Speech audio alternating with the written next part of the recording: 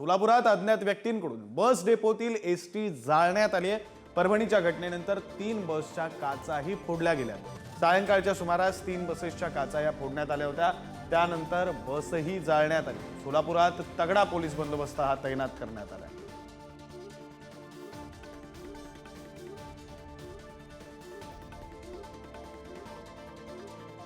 बातमी सोलापुरातून आपण पाहतोय। सोलापूरमध्ये बस या अज्ञात व्यक्तींकडून जाळण्यात आले। परभणीत झालेल्या घटनेच्या निषेधार्थ हे पाऊल उचललं गेलं। आपण हे दृश्य पाहतोय। बस कशा प्रकारे जाळली गेली आहे। बस डेपोतील एसटी ही जाळण्यात आली। अज्ञात व्यक्तींकडून हे करण्यात आलंय। परभणीच्या घटनेनंतर 3 बसच्या काचाही फोडल्या गेल्या होत्या।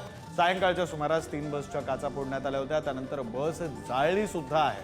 सोलापुरात तगडा पोलीस बंदोबस्त या पार्श्वभूमीवर तैनात करण्यात आला। आपण दृश्य पाहतोय। बसने घेतलेला पेट बस ही जाळण्यात आलेली आहे। काही अज्ञातांकडून ही बस जाळण्यात आली आहे। परभणीमध्ये घडलेल्या घटनेच्या निषेधार्थ खरं तर ही बस जाळण्यात आलेली आहे। दृश्य आपण पाहतोय पुढारी न्यूजच्या टीव्ही स्क्रीनवर।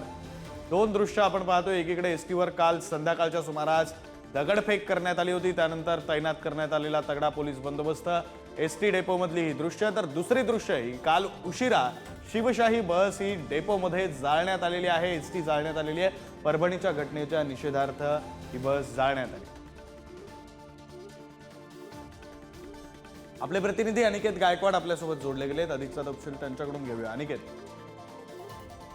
विक्रांत, आपण जर पाहायला गेलं तर परभणीच्या घटनेवरून राज्यभरात जे आहेत ते आंदोलन होत आहेत आणि त्याच पार्श्वभूमीवर सोलापूरमध्ये जे आहे काल रात्रीच्या सुमारास 3 एसटी बसेस ज्या आहेत त्या अज्ञात व्यक्तीकडून फोडण्यात आलेल्या आहेत आणि दुसरीकडे त्याच संध्याकाळी ज्या आहे ते मोठ्या प्रमाणात बस जी आहे ती जाळण्यात आलेली आहे।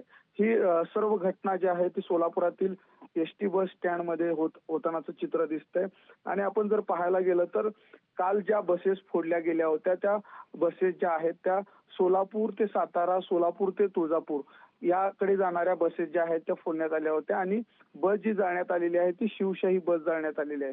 त्यामुळे एकंदरीत सोलापूर एसटी आगारामध्ये ज्या आहेत ते पोलिसांचा मोठा फौजफाटा जो आहे तो तैनात करण्यात आलेला आहे। पोलिसांकडून संपूर्ण एसटी स्टँड परिसरामध्ये जे आहेत ते नागरिकांना जे आहेत कोणतीही भीती वाटू नये आणि एसटी मध्ये प्रवास जो आहे तो व्हावा यासाठी सुरळीत व्हावा यासाठी त्यांच्याकडे हे सांगण्यात आलेलं आहे आणि त्यामुळे मोठ्या प्रमाणात जे आहेत ते पोलीस बंदोबस्त एसटी स्टँड परिसरामध्ये आहे। विक्रांत, खरं आहे, ही दृश्य आपण पाहू शकतो। त्याच्यामुळे आपल्याला लक्षात येतंय की कशा प्रकारे परभणीच्या घटनेचा निषेध हा सोलापुरात व्यक्त केला जातोय। सोलापुरात तीव्र पडसादे उमटताना दिसतायत। या पार्श्वभूमीवर आंदोलनाचा वगैरे इशारा कोणत्या संघटनांकडून देण्यात आलेला आहे, असं काही तपशील आहे अनिकेत? जर बघितलं गेलं तर रिपब्लिकन पार्टी ऑफ इंडिया असेल, People's Republican Party of India असेल, बहुजन समाज पार्टी असेल व इतरत्र आंबेडकर संघटना असेल त्या संघटनांकडून काल मोठ्या प्रमाणात निदर्शनं करण्यात आली। मात्र आज जे आहे ते डेमोक्रेटिक पार्टी ऑफ इंडिया कडून रास्ता रोको आंदोलन करण्यात आलेलं आहे। त्याचबरोबर परिवर्तनवादी युवक चळवळीकडून जे आहे त्यांच्याकडून देखील आत्मक्लेश आंदोलनाचा इशारा जो आहे तो देण्यात आलेला आहे। त्यामुळे सोलापूर जे आहे ते आंबेडकरी चळवळीचं केंद्र मानलं जातं आणि त्याच पार्श्वभूमीवर आंबेडकरी संघटना ज्या आहेत त्या आक्रमक झाल्याचं चित्र आपल्याला दिसून येतंय।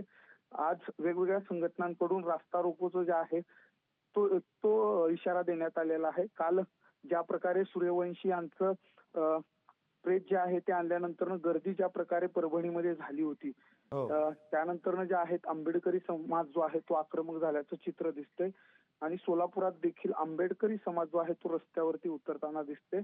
त्यामुळं आता पोलीस प्रशासन कशा प्रकारे याकडे लक्ष देते हे देखील पाहणं महत्त्वाचं ठरणार आहे। विक्रांत, अगदी खरं अनिकेत, धन्यवाद तुम्ही दिलेल्या सविस्तर माहितीसाठी। आणि कशा प्रकारे आता परभणीतल्या घटनेचे पडसाद हे सोलापुरात उमटतायत, तीव्र पडसाद उमटताना पाहायला मिळत आहेत। तुम्ही सुद्धा या सगळ्या घटनांकडे लक्ष ठेवून राहा। आणि 2 दृश्य आपण पाहतोय। एसटी बसवर दगडफेक काल संध्याकाळच्या सुमारास करण्यात आली होती। सोलापुरातलीच ही दोन्ही दृश्य आहेत। परभणीच्या घटनेच्या निषेधार्थ म्हणून संघटना आक्रमक झालेल्या आहेत। अज्ञातांकडून या दोन्ही घटना घडलेल्या आहेत। एकीकडे एसटी बसवर दगडफेक करण्यात आली तर काल रात्री उशिरानं शिवशाही बस ही जाळण्यात आलेली आहे आणि त्याची दृश्य सुद्धा आपण पुढारी न्यूजच्या टीव्ही स्क्रीनवर आत्ताच्या घडीला पाहू शकतो।